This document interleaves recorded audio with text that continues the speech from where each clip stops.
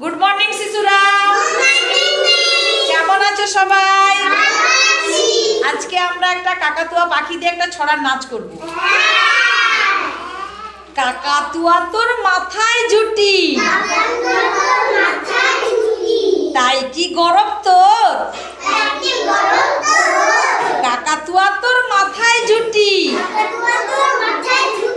তাই কি গরব তোর? ডালে ডালে উড়ে বেড়াস, পাখায় যে খুব জোর। ডালে ডালে উড়ে বেড়াস, পাখায় যে খুব জোর।